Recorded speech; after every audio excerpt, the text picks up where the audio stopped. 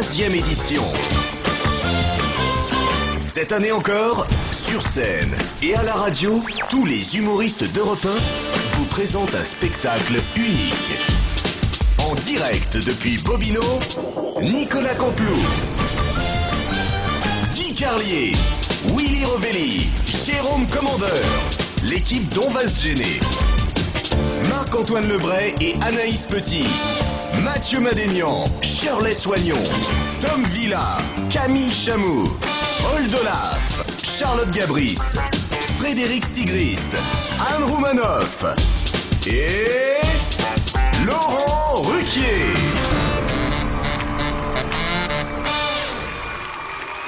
Bonsoir madame, bonsoir mademoiselle, bonsoir monsieur. Ça va, c'est pas mal au niveau de l'ambiance. J'attends mieux quand même, hein. Merci. C'est que les auditeurs d'Europe 1 nous écoutent, alors faut quand même mettre un peu plus d'ambiance. D'autant qu'on m'a demandé d'ouvrir la soirée. Alors je me suis dit comment ouvrir la soirée et mettre une ambiance de folie pour mes camarades qui vont me suivre. C'est pas facile comme ça d'ouvrir. Alors je me suis dit peut-être qu'une bonne musique d'ambiance pour démarrer. Mais il faudrait que tous vous leviez, si c'est possible. Si je vous le demande, vraiment. Si vous, voilà. Vous allez voir. Et une fois qu'on aura lancé la musique, vous allez tous pouvoir danser sans aucun problème. Vas-y, tu peux envoyer la sauce. Gangnam Style. Ah mais vous la connaissez, hein? Ah ouais. Non, c'est bon, arrête. On n'est pas à une communion non plus. Ah, vous l'avez reconnu, hein, c'est la danse du cheval. Le lasagne style. Ah oui, c'est le lasagne style, parce que c'est une véritable épidémie. À cause de ce Coréen, on en a bouffé de la danse du cheval. Maintenant, il y en a même dans les lasagnes. Vous vous rendez compte? C'est vrai que c'est le scandale du moment, hein.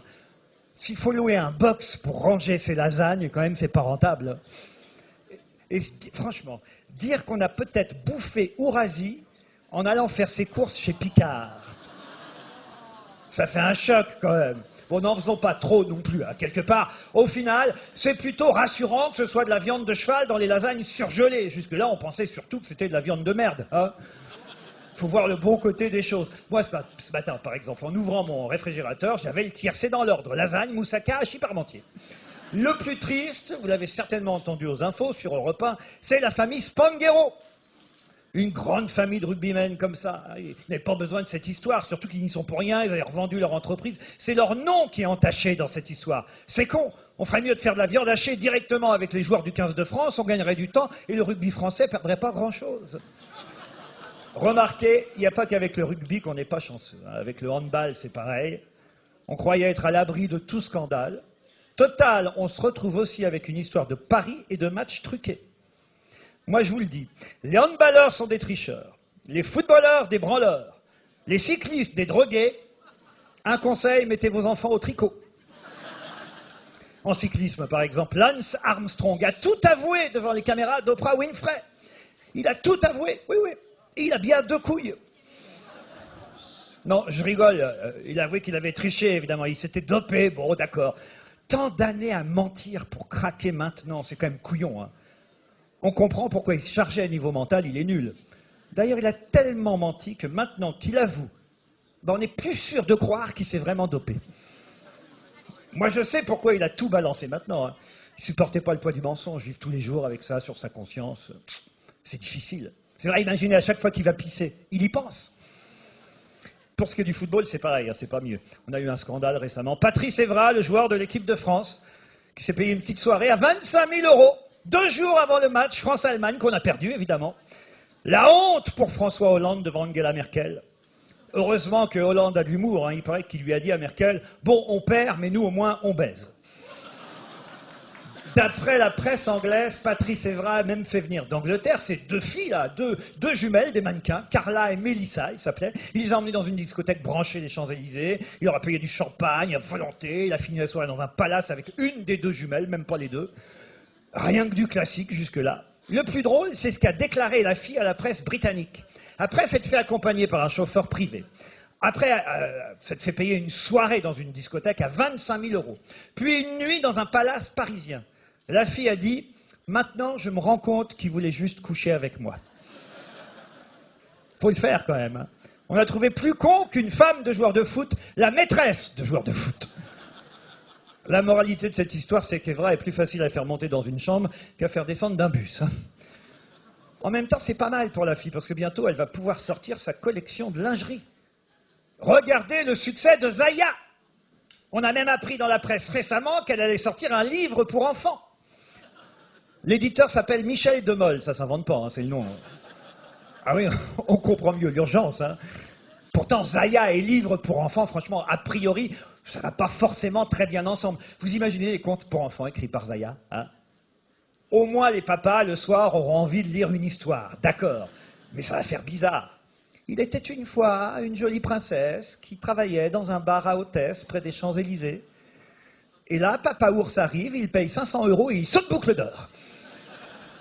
En même temps, 500 €, 25 000 €, tout ça, les footballeurs s'en fichent totalement. Hein. Je veux dire, c'est rien. Si on compare au montant, à la somme de l'accord à l'amiable qu'a dû débourser Dominique Strauss-Kahn pour Nafissatou Diallo, on a quand même parlé de 6 millions d'euros.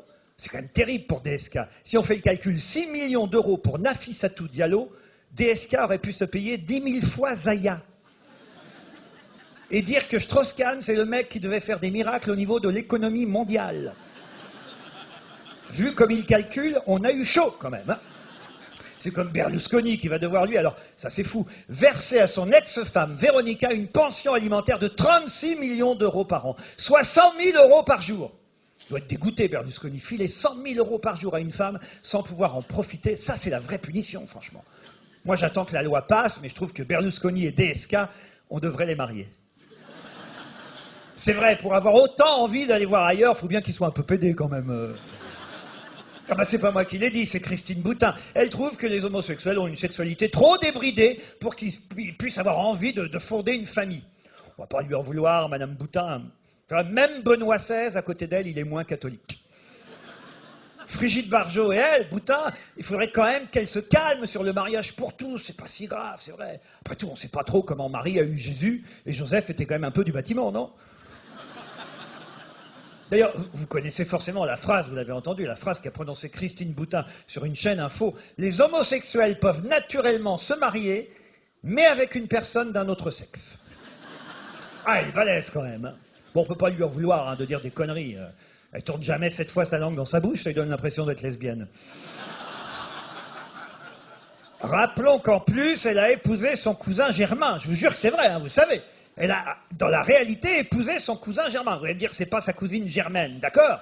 Enfin, une cousine, c'est quand même le fils d'une tante. Hein.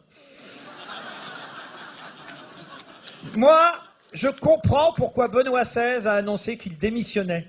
C'est vrai, après tout, il supportait plus tout ça, Benoît XVI. Franchement, ça peut pas être parce qu'il est trop fatigué, trop usé, trop vieux. Franchement, quand il est arrivé en 2005, c'était déjà pas M. Pokora quand même. Le pape, ce qu'il n'aurait pas dû faire pour annoncer sa démission, c'est cette lettre interminable en latin. Je ne sais pas si vous avez entendu. C'était interminable. C'est pas la peine de s'être foutu sur Twitter il y a 2 mois, franchement. Hein. Parce que le Vatican s'était foutu sur Twitter. Un tweet en moins de 140 caractères, ça aurait largement suffi pour annoncer sa démission. Un truc du genre, tiens, Dieu, si tu reviens, j'annule tout.